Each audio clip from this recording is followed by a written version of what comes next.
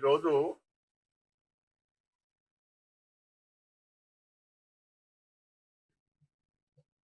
ప్రత్యేకంగా కాంగ్రెస్ పార్టీ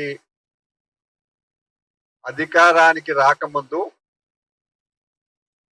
మేనిఫెస్టోలో తెలంగాణ రైతాంగానికి హామీ ఇచ్చింది. మీ అప్పుల విషయంలో మేము రేపు అధికారానికి వచ్చిన తర్వాత మేము బాధ్యత తీసుకుంటాము అనే మాట రాహుల్ గాంధీ గారి సమక్షంలోనే ఇప్పటి ముఖ్యమంత్రి రేవంత్ రెడ్డి గారు చాలా స్పష్టంగా బహిరంగ సభలలో చెప్పడం కానీ మేనిఫెస్టోలో పెట్టడం కానీ జరిగిన తర్వాత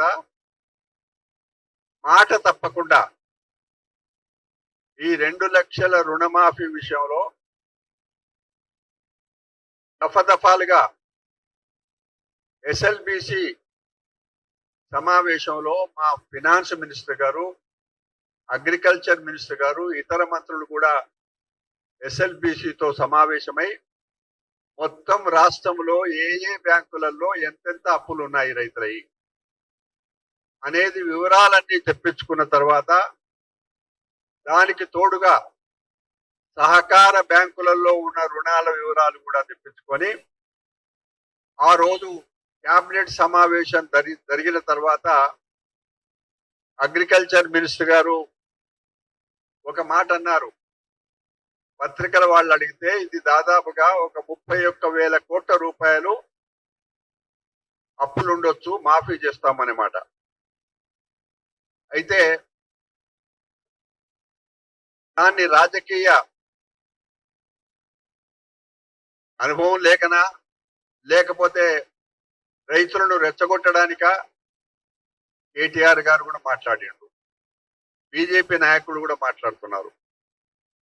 నేను మీడియా ద్వారా మనవి చేస్తా ఉన్నా, మేము ఇక్కడ కూర్చున్న కాంగ్రెస్ పార్టీ నాయకులము మేము వాళ్లకు సమాధానం చెప్పడానికి కాదు, మమ్మల్ని విశ్వసించిన నమ్మిన రైతాంగం, మమ్మల్ని అధికారం తీసుకొచ్చిన రైతాంగానికి చెప్పిన మాట నిలబెట్టుకోవడానికి వాళ్లకు సకాలంలో అప్పులు మాఫీ చేయడానికి తీసుకున్న నిర్ణయంలో భాగంగానే కొంత వివరాలు మీ ముందు మనవి చేస్తా ఉన్నా. ఒక దఫాలో 1,00,000 రూపాయలు, రెండవ విడతలో 1,50,000, ఆఖరి విడత 2 లక్షల రూపాయలు ఖమ్మంలో. ఈ 3 విడతలలో 2 లక్షలు ఏదైతే వాగ్దానం చేసినామో ఆ వాగ్దానం సంపూర్ణంగా అమలు చేయడం జరిగింది. అయితే మీకు మాకు తేడా ఏంటంటే నిన్నటి వరకు టిఆర్ఎస్ అధికారంలో రాష్ట్రంలో ఉన్నది, బీజేపీ ఇప్పటికీ కేంద్రంలో అధికారం ఉంది. ఈ ఇద్దరికి మాకు తేడా ఏమిటంటే టిఆర్ఎస్ పార్టీ వాళ్ళు 2018లో మళ్ళీ ఒకసారి 2 దఫాలుగా రుణమాఫీ చేసినప్పుడు ఏ రైతాంగానికి ఒక మాట కూడా చెప్పలే, లోపాయికారిగా మాట్లాడుకొని రుణమాఫీ అన్నారు. దాంట్లో ఒక్కసారి మీకు మనవి చేస్తా ఉన్నా, 2018లో చేసిన రుణమాఫీ విషయంలో ఆ రోజు చేయాల్సిన రుణమాఫీ మొత్తం 20,482 కోట్లు అయితే కేవలం 13,329 కోట్లు మాత్రమే వాళ్ళు మాఫీ చేసిండ్రు. అయితే ఇక్కడ మేము జీవో ఒకటి తీసుకొచ్చినాం, మీకు గుర్తుంటది. ఆ జీవోలో స్పష్టంగా 9 అంశాలు పెట్టాం. 9 అంశాలలో రైతాంగానికి ఏ విధమైన అపోహలు లేకుండా, బ్యాంకులకు కూడా ఏ విధమైన అనుమానాలు లేకుండా, ఒకటేమో ఒక కుటుంబాన్ని నిర్ధారణ చేసేటప్పుడు మనకు ఆధారం ఏమిటి? Ration card. అంతవరకే ఉపయోగించుకున్నాం మేము. మీరు కూడా ఆనాడు మీరు అధికారంలో ఉన్నప్పుడు కూడా ఇదే కుటుంబం ప్రాతిపదికగా మీరు రుణాలు మాఫీ చేసిండ్రు. ఇప్పుడు కొత్త పలుకులు పలుకుతున్నారు మీరు. అయితే లాస్ట్ లో 9వ అంశంలో ఆ జీవోలో మేము ఏమన్నాము, ఎవరైనా రైతాంగము పొరపాటున గాని గ్రహపాటున గాని ఇంకో రకం గాని అర్హులైన రైతుకి రుణమాఫీ జరగకపోతే మీరు అక్కడ జిల్లా స్థాయిలో ఉండే అగ్రికల్చర్ నోడల్ ఆఫీసర్ కు ఒక దరఖాస్తు పెట్టుకోండి. అదే విధంగా రాష్ట్ర స్థాయిలో కూడా ఒక నోడల్ ఆఫీస్ ఏర్పాటు చేసి అగ్రికల్చర్ డిపార్ట్మెంట్ వాళ్ళకి ఆ బాధ్యత పెట్టినాం. నేను చాలా గ్రామాలలో తిరిగినప్పుడు మాకు అప్పటికే చాలా మంది రైతాంగం అప్పులైతే మాఫైనాయి సార్, పొరపాటున ఎక్కడైనా జరిగినట్టు ఉందని చెప్పి చాలా సంతోషంగా పెట్టుకుపోయి దరఖాస్తులు పెట్టుకున్నారు. ఆ దరఖాస్తులు చాలా వరకు పరిశీలన కూడా జరిగినాయి.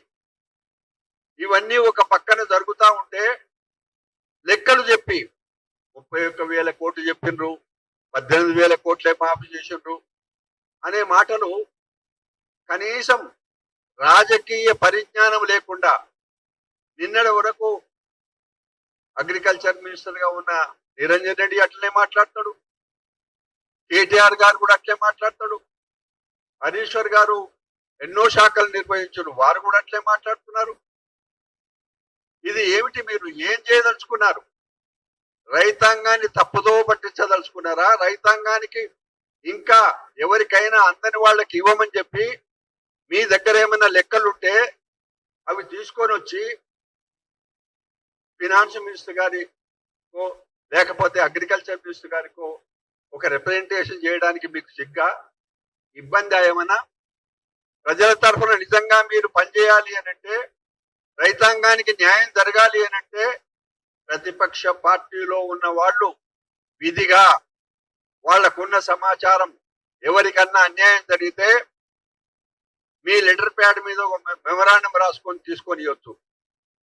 మేము ఆ రోజు హరీశ్వర్ గారు, కేటీఆర్ గారు, చివరికి ముఖ్యమంత్రి గారు కూడా అనేక సందర్భాలలో కీలకమైన అంశాలపైన నేను పిసిసి ప్రెసిడెంట్ గారు నాకు ఆదేశం ఇస్తే నేను అపాయింట్మెంట్ అడిగితే కూడా మీరు అపాయింట్మెంట్ ఇవ్వలేదు.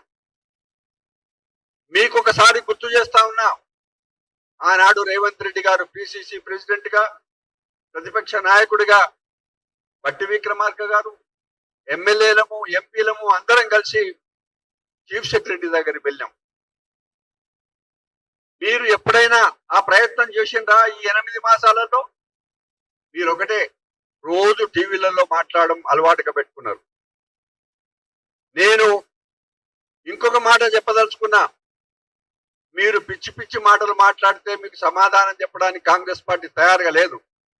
మేము ఏ రైతాంగానికైతే కాంగ్రెస్ పార్టీ, జాతీయ కాంగ్రెస్ పార్టీ ఇందిరాగాంధీ కాలం నుంచి ఎప్పుడెప్పుడు అధికారంలో ఉంటే అప్పుడప్పుడు రాష్ట్రంలో కూడా కాంగ్రెస్ పార్టీ అధికారంలో ఉన్నప్పుడు వ్యవసాయము రైతాంగం విషయంలోనే మొదటి ప్రాధాన్యత ఇచ్చినాం. కాబట్టి రేవంత్ రెడ్డి గారు ముఖ్యమంత్రి అయిన తర్వాత రైతునే రాజు చేస్తామన్నారు. దానికి ఆరాటపడుతున్నాం మేము. వాళ్ళకి న్యాయం చేయడానికి మా ఆరాటం తప్పిస్తే మీకు సమాధానం చెప్పడానికి కాదు. మీకు నిజంగా ప్రజాస్వామ్యంలో మీకేమైనా నమ్మకం, విశ్వాసం ఉంటే ప్రతిపక్ష పార్టీగా మీరు ప్రభుత్వం దగ్గరికి వచ్చి రిప్రజెంటేషన్ చేయండి. కానీ రోజు ప్రెస్ మీట్లు పెట్టి రైతాంగాన్ని గందరగోళం చేసి ఇబ్బందులలో పెట్టకండి. అసలైన తొలి వెలుగు. ఫాలో వాట్సాప్ @తొలి వెలుగు అఫీషియల్.